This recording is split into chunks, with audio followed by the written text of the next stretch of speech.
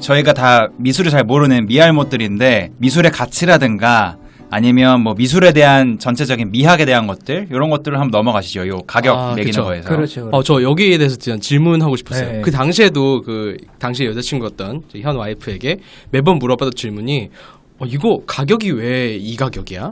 뭐 전시 보면서도 이거 그리고 도대체 왜? 스스로 본인이 그린 그림을 보면서도 제가 물어봤었거든요. 이건 왜 300만 원이야? 저건 왜 500만 원이야? 했는데 그게 뭔가 그 업계의 기준이 있긴 있더라고요. 뭐 예를 들어서 대학생이 그린 100호는 얼마, 80호는 얼마 이런 식으로 뭐 들어가는데 그래요? 근데 다시 물어봐서 왜 그 호당 얼마가 어떻게 설정된 거야? 하면은 대답을 못 하는 거예요. 그냥 다 그래. 라고 하고 있고 그마저도 약간 그 평민들의 세계고 그 위로 올라간 정말 이제 네임드 작가들의 경우는 사실 맘대로거든요. 그렇죠. 그렇죠. 사실 들어간 물감이나 뭐 재료비는 동일한데 대동소이한데 제조업은 아니니까. 아니 그렇죠. 아니 그래도 예를 들어서 가구를 판다고 했을 때 누가 미술 그림이 아니라 가구를 판다고 했을 때 그런 설명은 들어가잖아. 이게 무슨 뭐 이게 장미목으로 마호가니 뭐 장미목으로 만들어서 이거 리스치를 뭐 한 50년 했는데 이게 그래가지고 뭐 1억입니다. 라고 설명이 들어가는데 미술품 그런 게 없잖아요. 이게 뭐 물감이 어디 뭐 저기 지중해에서 채출한 그렇죠. 파란색 진짜 파란색입니다 이런 거. 근데 대신에 이제 누가 그렸습니다 정도로 들어가는데 그래서 그때 당시에 저는 아예 이런 거에 무지하다 보니까 그 와이프가 아트 페어를 나갔는데 이제 전시 작품을 몇 개를 내잖아요. 근데 되게 그런 그 시장 경제 느낌으로 이렇게 접근을 해가지고. 얼만데? 보통 한 300이야. 그럼 넌 250에 팔아. 이랬다 거의 거의 뺨 맞은 건 했거든요. 네. 그래. 뿌려쳐. 그러니까 네가 내 그림의 가치를 판단해? 이러면서 이렇게 맞을 뻔했는데. 근데 뭔가 그런 기준이 있긴 있는 것 같더라고요. 근데 이게 되게 그 작가 스스로한테는 상당히 중요한 문제일 수도 있어요. 그렇죠. 프라이드가 달린 문제죠. 네. 그럼 큐레이터 분들도 이런 미술품의 가치를 매기는 거에 연관이 되어 있나요? 작품의 가격은 갤러리들이랑 많이 상의를 하죠. 작가들이 자기 소속 갤러리. 이제 사실 이게 막 아이돌 소속사와 아이돌 관계랑 비슷한 관계인데요. 갤러리랑 작가의 관계가 이제 어떤 갤러리 같은 경우에는 이제 어린 작가들, 새로운 작가들을 키우는 데 집중하는 갤러리 같은 경우에는 뭐 작가들한테 투자를 해서 스튜디오도 좀 월세 내주고 작품 제작하는데 제작비가 많이 든다. 그러면 돈을 먼저 내주고 나중에 만약에 이 작가의 작품이 팔렸어 그럼 그때 제하는 식으로 이런 식으로 운영하는 갤러리 같은 경우에는 이제 아마 작가들이 많이 상의를 하겠죠. 근데 여기서 궁금해지는 게 보통 그 미술 작품의 가치가 높다라고 하는 건 보통 아이돌이라고 설명하신 것처럼 작가의 어떻게 보면 명성이 높거나 네임밸류가 그렇죠. 가치가 높을 때 그 동등한 가치를 지니겠는다고 생각하는데 그런 기준이 있어요. 예를 들어서 이 정도 되면 빌보드 가치. 그렇지. 이 정도 되면은 그렇죠. 큐레이터 분들이 작품 정할 때 작가 리스트에서 이제 뽑는 것도 그 인기 투표하는 거야. 전국에 있는 큐레이터 모여갖고 나는 나 포기는 별론 것 같아. 그러면 포기 저 밑에 한 52. 그렇지. 개패 마음에 드네. 개패 이번 달 개패 밀자. 근데 약간 그런 기준들이 있을 거 아니에요. 서로 큐레이션 할 때도 뭔가 사실 제일 큰 건 거기서 이제 큐레이터의 안목이 드러나는 부분이겠죠.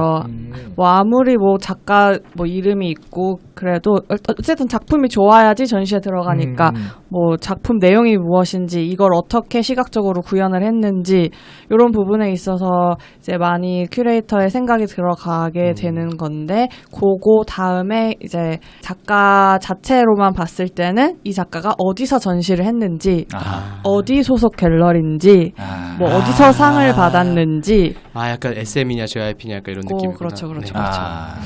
YG야? 뭐 이런 거 느낌. 그러면은 만약에 진짜 실력 있는 작가인데 뭐 예전에 BTS 같은 느낌으로 이게 되게 진짜 괜찮아 내공 있어. 근데 SM, YG, JYP가 아니야. 얘는 빅히트래. 뭐 어쨌든 그런 식으로 이제 되게 유명하고 뭐 유명하지 않은 갤러리 소속돼 있는데 내공은 있다. 이런 작가들은 어떻게 발굴을 해줄 수 있는 지금 여지는 없는 거예요? 이제 그런 거를 큐레이터가 발굴을 해서 전시에 넣는 거죠. 그러면 이 시점에서 궁금해지는 게 그럼 큐레이터가 전시를 기획을 할 때 말씀하신 갤러리로부터의 어떤 압박 같은 거는 있나요? 대형 갤러리들? 되게 때에 따라 다를 것 같은데 네. 뭐 되게 큰 후원을 받아야 되는 대형 전시다.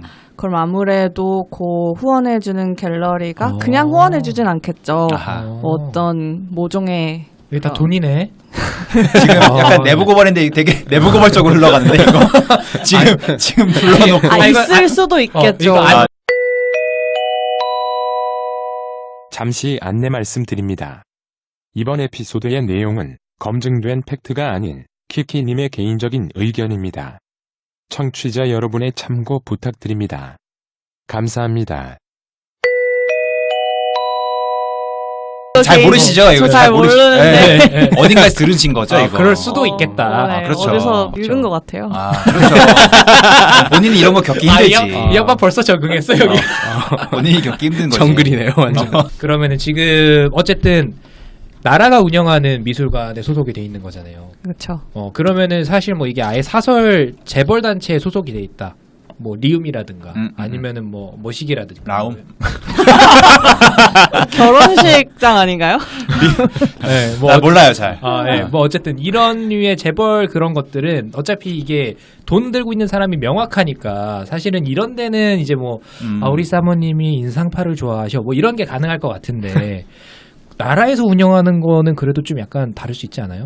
그러니까 뭐 이렇게 전시가 기획되는 거나 아니면은 작가를 섭외한다거나 이런 거에 있어서 그쵸. 아무래도 이제 나라 돈 쓰는 것이 이제 전 국민으로부터 받은 돈으로 만드는 것이기 때문에 이제 전 연령층, 뭐 다른 계층들, 소외계층, 뭐 또 뭐 있죠?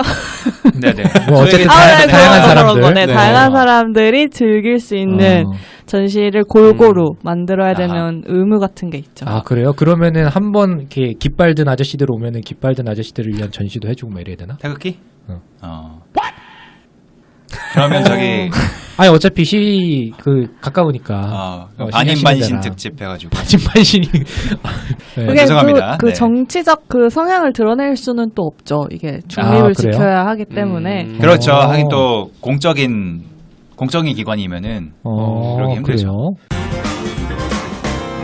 근데 나는 여기 네. 이쯤에서요, 약간 그런 대중 미술이라는 게 정말 있을 수가 있는지 좀 궁금하더라고요. 왜냐하면 저는 막 갤러리 같은 데 다닐 때마다 좀 난해한 그림들도 굉장히 많고, 제가 뭐 당연히 약간 그 지식이 없어서 그렇겠지만 봤을 때 크게 뭐 나는 잘 모르겠는데 하는 것들도 굉장히 비싼 것도 많았고, 그렇죠. 그렇죠. 그리고 뭔가 이거 진짜 좋은데 하는데 그냥 뭐 골목 갤러리에 있는 경우도 많았는데, 근데 보통 음악 이러면은 K-pop 뭐 이런 거는 사실 우리가 어느 정도 인플루언스를 할 수가 있잖아요. 그렇죠? 네. 그렇죠. 투표하고 막 내가 다운 받으면 뭔가 어느 정도 내가 그런 트렌드에 기여를 하는 건데, 내가 그렇죠. 자주 들으면 멜론 순위가 올라간다든지. 네. 그렇죠, 그렇죠. 식으로. 근데 이런 그 미술은 뭔가 그림, 뭐 미술 작품 이런 거는 이미 그 뭔가 셀렉트 돼서 이미 제공돼 있는 거예요. 근데 그거 이미 좋대. 이 전시 작가를 뽑힌 것부터가 약간 유명한 작가일 거 아니에요. 소위 말한 아까 말씀하신 것처럼, 개편님 말씀하신 것처럼 그런 소위 돈 많은 그렇죠? 상류층이 결정하는 하나의 문화일 것 같은데, 이런 대중들을 위한 미술과 이런 고급 미술 이런 거에 대한 어떤 그 차이가 있나요? 어렵다. 내가 말하고도 어렵다. 죄송합니다. 네. 고급 미술이라고 하신 부분에 있어서 좀 나눠야 될 것 같아요. 이 고급 미술이 그냥 비싼 미술이냐. 근데 비싼데 굉장히 고도의 정신적 노동이 들어간 작품이냐에 따라 또 달라질 것 같아요. 이게 기본적으로 별론데 그냥 비쌀 수 있어요. 사실 이건 사실 개취잖아요. 나는 별론데 저거 되게 비싸. 그렇죠. 뭐 이게 객관성은 사실 없는 부분이라 말하기가 어려운데. 맞아. 포르쉐 나 되게 별로야. 그래? 근데 비싸. 포르쉐 되게 별로. 포르쉐도 너 별로래. 오늘 좋다. 역시 맞선형 좋다. 역시 사람이 여행을 한번 갔다 와야. 좀 한기가 돼가지고. 괜찮네. 아까 오늘 막 되게 오늘- 모아놨다가 한방 그러니까 오늘 맞선님 모아놨다가 말 한마디 넣었다가 한 번씩 이렇게 치고 들어오네. 네, 저 기모으고 있으니까. 네. 콕콕 들어갑니다.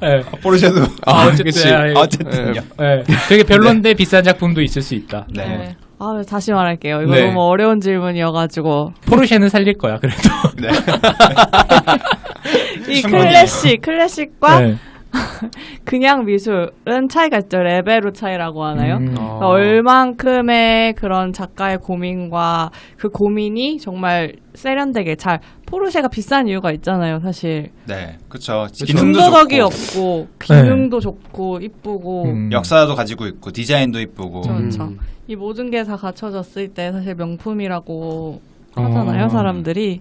미술에 있어서도 어떤 그 이전 기존에 있던 시류랑은 좀 다른 시도를 하고 뭐 어떤 독창성을 가지고 있고 뭐 그러면서도 사람들한테 뭔가 그런 시사점을 줄 수 있고 그런 것으로 평가가 된다라고 하면은 좀 더 평가를 높게 맞아요, 받는다. 맞아요. 큐레이터인 줄 알았어요. 오. 그럼 평가는 누가 하는 건가요? 그러니까 아까 그 마사님이 말씀하신 것처럼 전만 찍었는데 1,000억 막 이런 거 많잖아요. 저 얘기 안 했는데 아직 얘기 안 했어요. 안 했어요. 안 했어? 다시 돌려보세요. 저 한마디도 안 했어. 오늘 몰몬이랑 포르쉐 얘기밖에 안 했는데. 아까 점 찍었는데 뭐 말했는데. 아니야. 오늘 별로 말을 안 하셨어요. 오늘 말안 했어요. 오늘 몰몬 포르쉐. 몰몬 포르쉐 2개밖에 안 하셨거든요. 이제 포르쉐에 내가 소음이 혼미해갖고 아니라 지금 그렇게 헷갈렸나? 네. 뭐 어쨌든 제가 막 그런 게 되게 많잖아요. 막 상어 되게 박제해놨는데 그게 막 맞아요. 되게 비싼 값에 팔리고. 시체. 얼마 전에 그 뱅크시 이 논란이 됐던 뱅크시 있잖아요. 막 이렇게 그림 막 이렇게 파쇄하고 나니까 돈이 더 올랐다. 막 이런 거. 뱅크시. 영국 국적의 자칭 예술 테러리스트. 여러 퍼포먼스와 그래피티로 오늘날 예술의 권위와 허례허식을 비판하는 인물입니다. 2018년 10월에는 자기 그림 중 하나가 100만 유로 이상으로 낙찰되자마자 액자에 미리 설치한 파쇄기로 그림을 즉석에서 분쇄했습니다. 그런데 재밌는 점은 오히려 분쇄된 그림은 가격이 올라갔다 하네요. 현대 예술이란 일부러 했다는 소문이 있죠. 네, 그쵸. 작품 가격 올리려고. 어. 왜냐면 그게 역사성이라는 게 생기잖아요. 이게 그때 파쇄가 됐는데도 팔렸다. 그러면은 어떻게 다 잘린 작품이 팔렸냐? 그건 역사적으로 있었던 일이 아닌데 그런 점에서 또 역사적으로 의미를 갖게 되면서 작품 가격이 오르게 되는 거죠. 근데 그 아까 우리 포기님이 말했던 것처럼 그러면 그 작품의 가격, 경제적 가치에 대해서 사실 우리가 뭐 사회에서도 뭐 주식할 때 밸류에이션이라는 말을 많이 하잖아요. 이게 네. 얼마의 적정 가치를 갖고 있냐. 근데 그건 결국에는 그 주식 시장에서 결국엔 판가름이 나는 건데 혹시 뭐 그런 류로 이제 예술 쪽에도 뭔가 그런 밸류에이션 하는 사람이 있는지. 사실 예술품 가격은 진짜 근본이 있으면서도 근본이 없는 것 같아요. 제가 보기에. 아까 말씀해 주셨듯이 뭐 대학생 가격은 뭐 몇 호에 뭐 이렇게 시작해 뭐 300이야 이렇게 하는 게 사실 그냥 통용되는 가격이긴 한데 거기서 또 베리에이션이 있잖아요. 그렇죠. 뭐 더 되게 뭐 경력이 있는 작가다. 그것도 네. 더 막 시장 그 수요가 있다. 그러면 사실 가격이 더 올라갈 수도 있고 그 나이는 같아도 뭐 경력은 뭐 시작한 연도는 똑같아도 가격이 달라질 수가 있는 거죠. 근데 그때마다 이제 얼만큼 시장에 수요가 있느냐 그런 것도 중요하고. 그러면 경매장에도 혹시 가본 적 있으세요? 저는 경매장은 가본 적은 없어요. 수혜가 아니네 그럼. 들어보고 싶었는데. 그럼 저도 한 가지 질문이 들었던 게 뭐냐면요. 그 전시 같은 경우에는 결과적으로 보면 큐레이터 분들이 기획하고 그 작가라든가 작품을 섭외해가지고 전시를 짜고 그리고 동선도 예측해가지고 전시 전체를 이제 기획을 하는 거잖아요. 그럼 어떻게 보면 그 미술 전시라는 거는 그 큐레이터의 정신 세계가 들어가는 건데 그렇다면 거기에 와서 관람하는 사람들은 그 작가의 미술품 자체를 관람하는 게 아니라 어떤 큐레이터의 가치관이나 정신 세계를 탐험하는 거 아닌가 그런 생각이 들었거든요. 오, 멋있는 설명이었던 것 같아요. 감사합니다. 네이버 찾아봤지 이거. 지식인 봤어 안 봤어? 솔직히 얘기해. 지식인 봤어 안 봤어? 평소에 생각을 하고 사세요. 그럼 이런 생각 할 수 있습니다. 그래요? 역시. 오늘 포르쉐 이후로 상당히 말리는데. 이거 질문이 아니라 저의 정리가 됐나요? 개팬님 그러면? 식은땀 흘리고 있어가지고 지금. 네. 땀 많이 나는데. 네. 아무튼 이거 정리가 아니라 어떻게 보면 제 의견처럼 돼버렸는데. 아주 좋은 질문이에요. 근데 저도 네. 그렇게 생각을 항상 하는 게 큐레이터라는 게 사실 창작자나 다름이 없다라고 생각하거든요. 2차 창작자. 그러니까 창작된 작품을 가지고 저만의 스토리를 쓰는 거죠. 큐레이터만의 약간 소설, 음. 뭐 이렇게 들어가서 뭐 어떤 그림으로 시작해서 어떤 이야기로 전개가 되고 어떻게 끝을 맺는다. 요 구성 자체가 사실 어떻게 보면 소설을 읽는 거나 저는 비슷하다고 생각을 해요. 그래서 요런 흐름을 만들어내는 것 자체가 어떻게 보면 창조이고 그래서 창작자가 될 수 있지 않을까. 아, 그러면 어떻게 보면 큐레이터의 네임 밸류는 어떻게 이 판을 짜느냐로 갈릴 수가 있겠네요.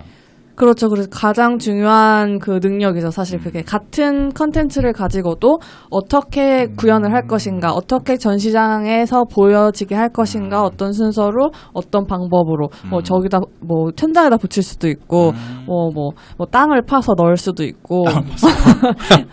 인부들 정말 힘들겠네. 이게 그 큐레이터의 역량이죠. 아 거기가. 그래요? 그러면은 뭐 예를 들어서 그 이제 변기 이렇게 하나 올려놓은 거 뒤샹 아, 네. 샘인가? 뒤샹. 네.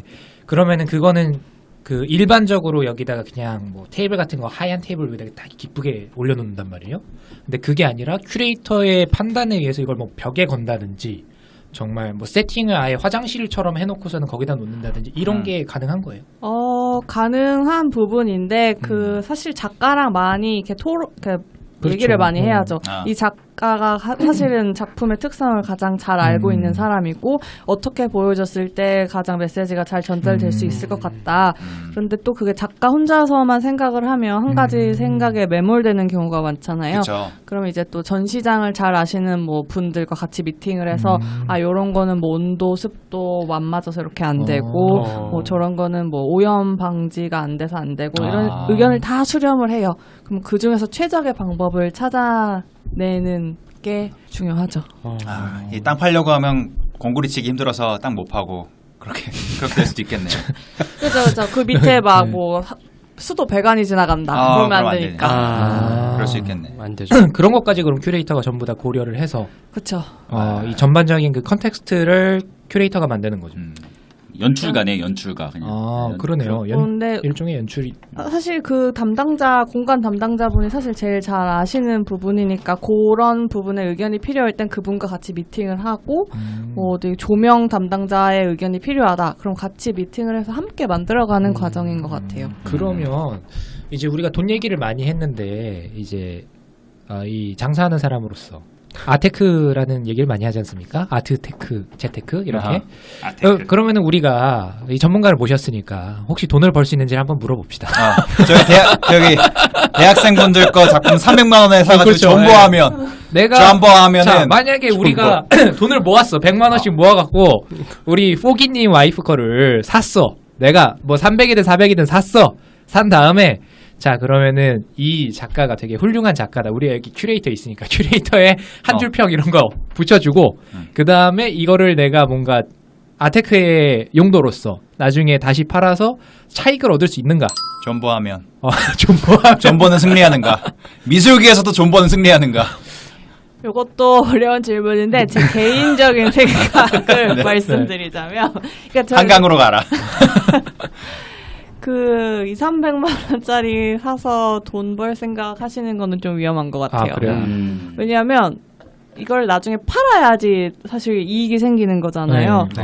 근데 그 300만 원짜리 새 거 사지 누가 저 사람이 가졌던 거 왜 사겠어요. 새로 그린 걸 산다. 새로 그린 거 더 좋은 거 이쁜 거 내가 마음에 드는 거 사면 되는데 굳이 나는 저 사람이 갖고 있는 거 사고 싶어. 이런 경우는 300만 원짜리에 많이 없거든요. 그럼 약간 더 뭔가 올라가 있는 작품을 사야 더 올라간다. 얼마 정도짜리 사야 되는 거예요? 다시 팔려면. 약간 부동산 같은 거네. 비싼 게 더 올라가는. 그러네. 그쵸.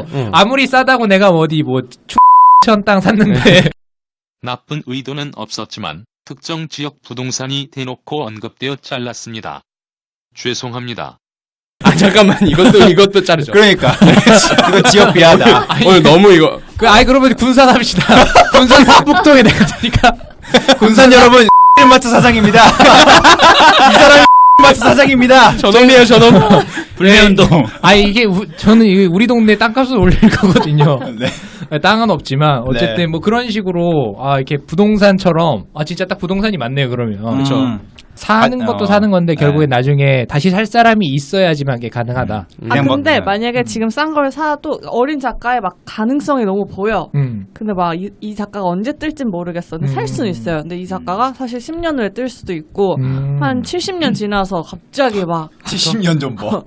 차게 하셨는데 막. 근데 근데 우리는 이미 죽어 있고. 근데 보통 맞아. 그거 보통 타계하면 올라요. 아 그래요? 네, 중간에 더 이상 오르는구나. 작품 네. 생산이 안 되니까. 희소성. 아, 희소성. 네. 그 네. 고후도 그랬죠. 고후도 죽고 나서 더 평가를 많이 받은 거죠. 그렇죠, 그렇죠. 제 생각에는 가장 그 제일 최적의 시나리오는 이제 그 개팬님이 그림을 갑자기 그리는 거예요. 아하, 네. 그래서 그림 한 10점 정도 그린 다음에 네. 이렇게 큰 이벤트를 하고 타계하시는 거죠. 네, 뭐 어디 인스타그램에다가 그림이 도저히 안 팔려서 안 네. 되겠다. 그 10점의 그림이 대체 어디 있느냐 뭐 이런 거. 그럼 대라님이 한 2개 네. 가지고 있고 제가 한 3개 가지고 있고 이렇게. 원피스처럼. 네. 아니 지금 말하는 거는 내 세상의 모든 것을 후손들이 거두고 돈을 번다고 해놓고서 왜 당신들이 작품을 갖고 있는 거야? 사테크. 같이 한번 같이 아. 한번 잘 삽시다. 죽음으로써 돈을 벌겠다. 삼촌이 맡아줄게 뭐 이런 느낌으로. 근데 제가 듣기로 현대미술은 네. 사실 그 작품 자체의 어떤 값어치보다는 네. 그 작가가 가지고 있는 철학이나 아, 그 사람의 어떤 뭐 삶이나 이런 거에 값어치가 매겨져 있다고 저는 들었거든요. 그래요? 그러니까 뭐 예를 들어서 뭐 이우한 작가의 뭐 선이나 뭐 이런 점 같은 것들 있잖아요. 이런 것들이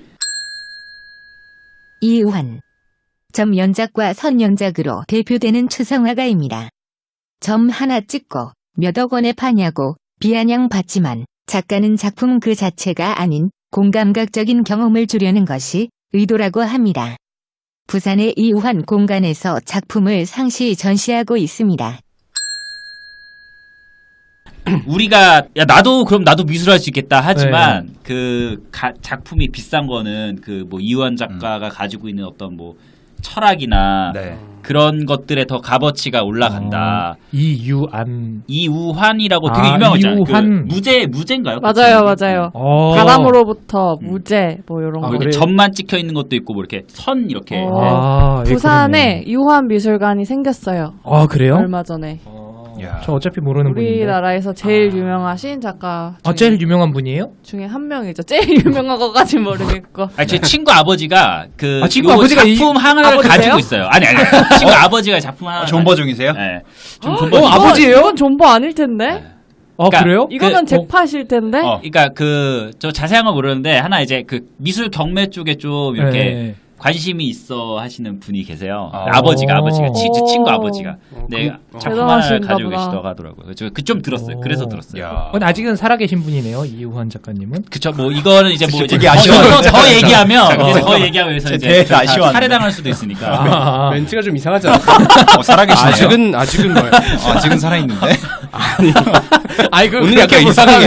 아, 근데 그렇잖아요. 근데 그러면 아니, 아무리, 예. 방금 마사님이 하신 말에 따르면 그 미술품을 만든 사람의 삶의 궤적이 중요하다고 하면 최근에 약간 이런 유명세를 얻고서 뭐 연예인분들이나 아니면 다른 직업을 하시던 분들이 뭐 예술품을 그리거나 아니면 뭐 대작을 하는 경우도 있었고 이렇게 해서 미술품을 만드는 경우도 있는데 이런 게 약간 그 미술계에서는 뭔가 그 시장을 흐리는 역할을 하나요? 아니면 좀 더 부스팅을 하는 역할을 하나요?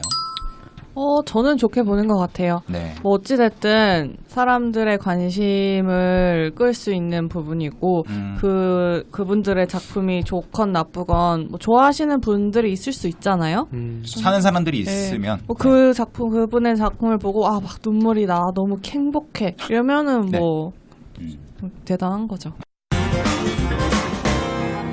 우리가 여태까지 뭐 미술품의 가치, 뭐 경제적 가치 아니면 뭐 방금 말했던 것처럼 내가 느꼈을 때의 가치 뭐 이런 얘기들을 많이 했고 그러면은 자 2부의 가장 중요한 질문이라고 저는 생각이 되는데 그러면은 세상에 어떤 미술이 좋은 미술인가요? 너무 어려운가요? 와, 지금 왜 진중권 씨한테 물어보세요 그거는. 아, 그래요? 트위터로 물어보면 되나? 진중권 씨한테 저는 사실 뭐 이런 현대미술 같은 경우는 저 미술 사조도 잘 모르지만 현대미술 같은 거보다는 아까 얘기하신 거 막 그 만약에 미술이라고 봤을 때 그냥 사진 같은 게 오히려 저는 더 되게 값어치 있다고 그럴 수 생각하거든요. 있죠. 예를 아, 들면 로버트 카파 얘기했으면은 네. 그 뭐 매그넘 네. 그 옛날에 저도 그 압구정에서 한번 전시회를 한 적 있어요. 오. 브레송이라는 작가가 있는데 그랬어? 오, 헨리 까트레오 브레송. 네, 그래서 이제 점점 모르는 야. 얘기가 그거를 들어가고 있는데 보러 네. 이제 압구정에 갔어요. 한번 왔었어요. 2011년인가 한번 왔었어요. 그래요? 매그넘 네. 그 전시가 한번 있었는데 뭐 얼마나 멋있어요. 그 종군 기자들이고 죽은 사람도 되게 많고, 그러니까 막 그런 거를 뭐 찰나를 찍기 위해서 막 역시 이런 죽어야. 사람들이 봐서 저는 사실 솔직히 말해서 현대미술이 저도 그러니까 가끔씩 미술관에 간 적은 있는데 네. 잘 모르겠어요 이게 뭔지. 근데 오히려 저는 사진 같은 것들이 조금 사진에서 더, 좀 더 뭔가 값어치가 느낌이 더 있지 않나.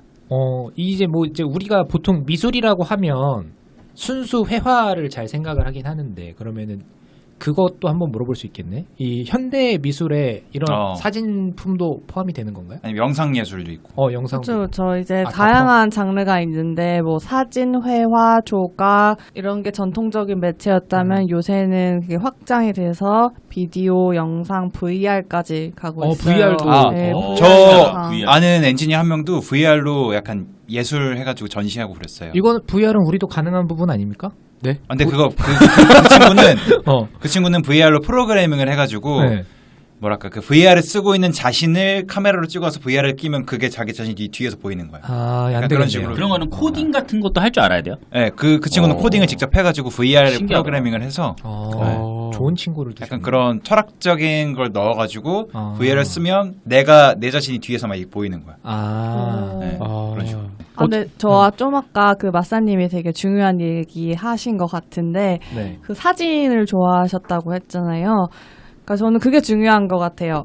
특히 제가 우리나라에서 왔을 때 가장 많이 들었던 질문이 그래서 이거 무슨 뜻이야? 이거 그래서 무슨 말이야? 뭐 이런 질문 되게 많이 하시거든요. 그럼 요 지점에서 저희 요 세 번째 파트로 그렇죠. 넘어가는 이 거예요? 지점에서 사실 그게 세 번째 되게 중요한 건데. 네. 그래요? 자 그러면은 여기 되게 안타까운 순간에 잠깐 끊고.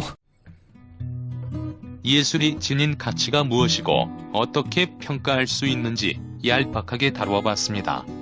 다음 파트에서는 미술관 안으로 한 발짝 딛기도 어려워하는 우리들을 위한 본격 조언 들어갑니다. 여러분은 지금 수치스럽지 않은 방송을 듣고 계십니다.